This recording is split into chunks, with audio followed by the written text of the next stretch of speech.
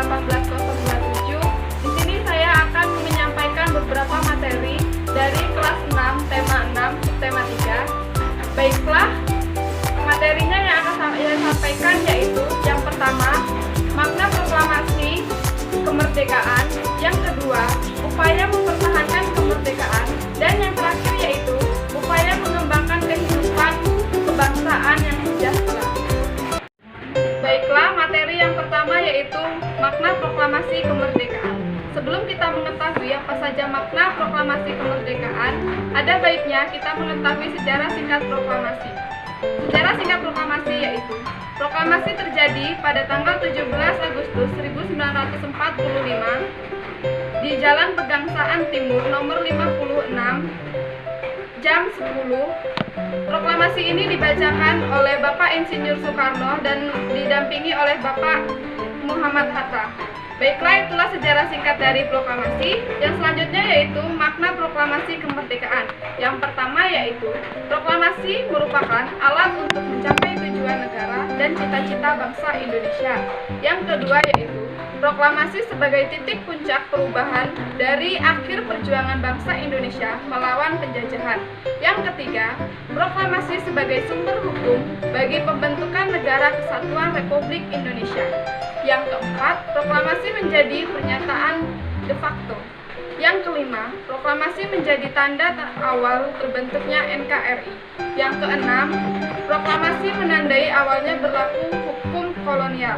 Yang ketujuh, proklamasi sebagai titik awal dari bebasnya penderitaan rakyat Indonesia seperti munculnya kemiskinan, kebodohan, dan kerja paksa. Dan yang terakhir yaitu proklamasi sebagai pedoman untuk menjalin hubungan internasional.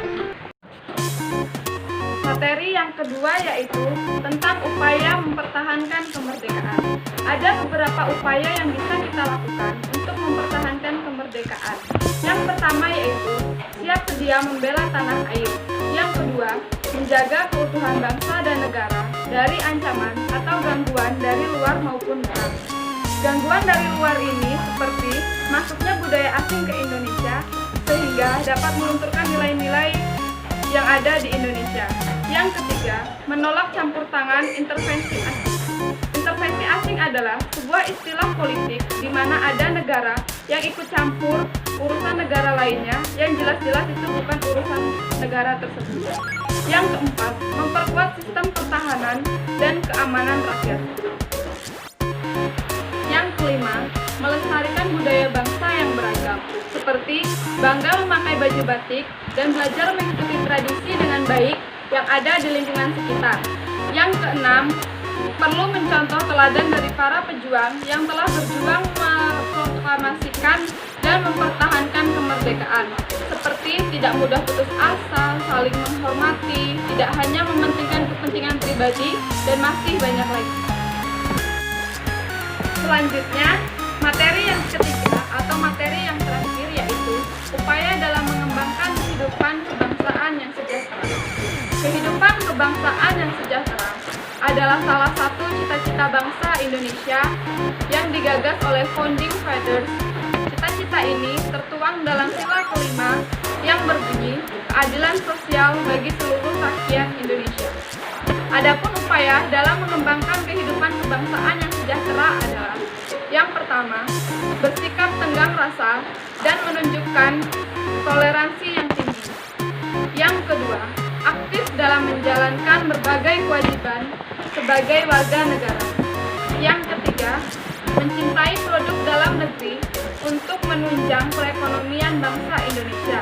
Atau dalam artian lain, kita lebih sering menggunakan produk dalam negeri. Yang keempat, tepat waktu dalam membayar pajak pembangunan yang terang dan pasti. Baiklah, itulah materi-materi yang dapat saya sampaikan. Saya akhiri. Wassalamualaikum warahmatullahi wabarakatuh.